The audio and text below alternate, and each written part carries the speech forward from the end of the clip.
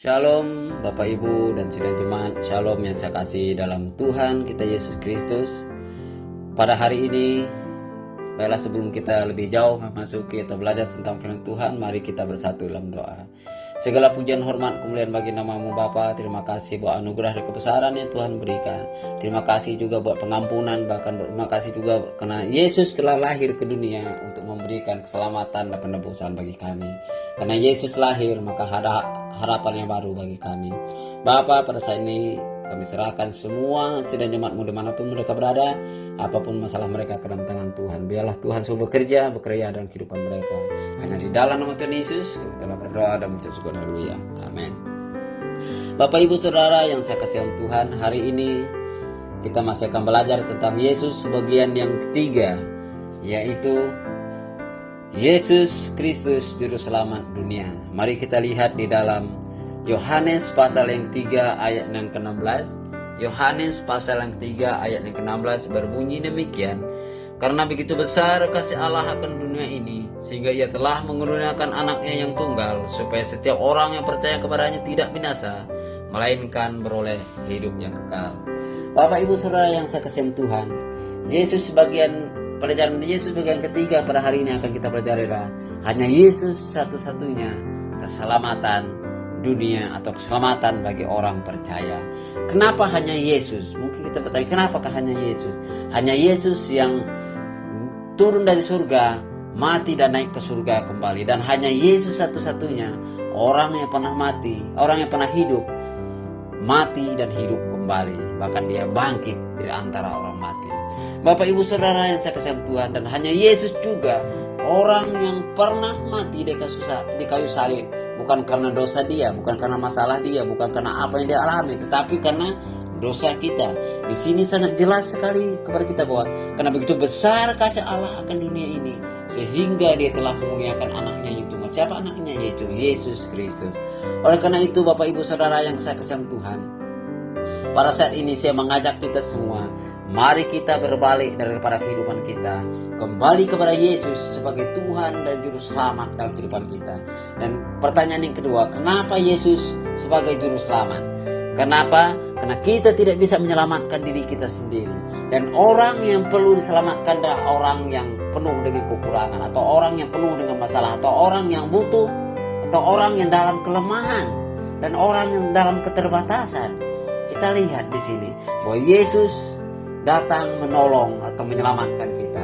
Kita yang telah jatuh ke dalam dosa, diselamatkan Yesus dengan cara Dia mati di atas kayu salib hanya untuk dosa saya dan saudara. Oleh karena itu, patutlah kita bersyukur. Oleh karena itu, patutlah kita datang kepada Dia, menyembah Dia, memuji Dia, meninggikan Dia, dan mengagungkan namanya. Kenapa? Karena hanya Yesus satu-satunya jalan keselamatan dan hidup. Kenapa? Karena setiap kali kita tidak menaati Allah dan kita disebut berdosa. Bayangkan berapa kali kita jatuh ke dalam dosa, tetapi Tuhan telah mengampuni dosa kita sekali mati di atas kayu salib untuk selama-lamanya. Itu bukan berarti suka-suka kita untuk berbuat dosa.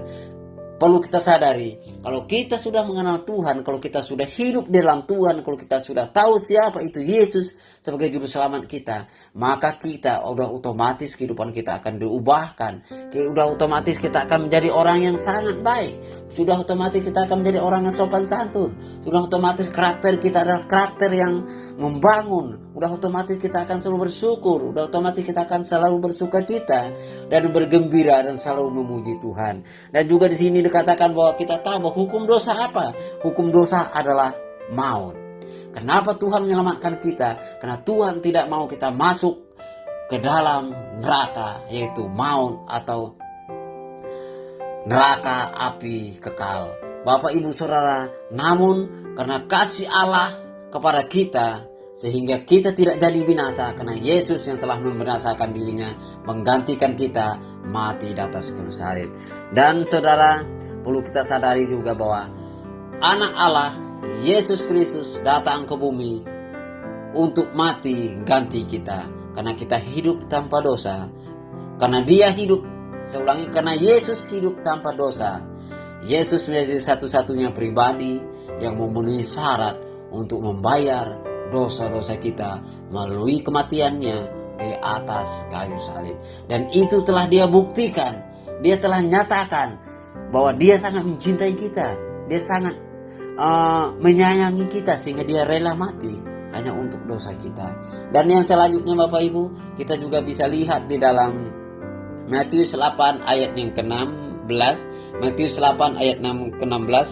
Matius 8 ayat ke-16 berkata, menjelang malam dibawalah kepada Yesus banyak orang yang kerasukan setan, dan dengan sepatah kata Yesus mengusir roh-roh itu dan menyembuhkan orang-orang yang menderita sakit.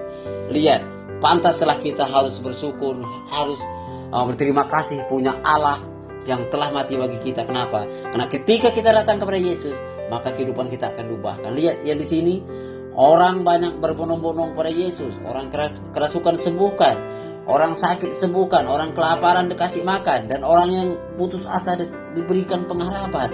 Itu hanya kita dapatkan di dalam Yesus, karena hanya Yesus satu-satunya yang sanggup memberikan segalanya kepada kita. Dan yang kedua, Yesus akan kembali menghakimi semua manusia. Itu perlu kita sadari. Yesus akan datang kembali untuk menghakimi semua manusia. Ketika kita berada di muka bumi ini, artinya kita dikasih Tuhan atau dikasih Yesus kesempatan untuk berubah. Kita dikasih Yesus kesempatan untuk mempercayai Dia. Kita dikasih Yesus kesempatan untuk kita bertobat dan percaya kepada Yesus. Kenapa? Karena pada suatu hari nanti, pada saatnya Yesus akan datang kedua kali untuk mengangkat kita dan untuk menghakimi dunia.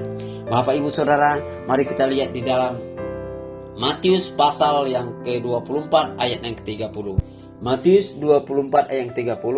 Pada waktu itu akan tampak tanda anak manusia di langit, dan semua bangsa di bumi akan meratap, dan mereka akan melihat anak manusia itu datang di atas awan-awan di langit dengan segala kekuasaan dan kemuliaannya. Dia dikatakan bahwa semua bangsa, semua yang ada di muka bumi ini akan meratap dan akan melihat anak manusia itu yang datang. Siapa? Yesus Kristus, Juru Selamat orang percaya. Dia akan datang dengan kemahakuasaannya. Dia akan datang dengan kemuliaannya untuk mengangkat orang-orang yang percaya. Marilah Bapak Ibu Saudara, kita serahkan hati kita serahkan hidup kita ke dalam tangan Tuhan. Maka percayalah bahwa ketika Yesus datang kedua kali, saya dan saudara akan bersama-sama dengan Yesus naik ke surga.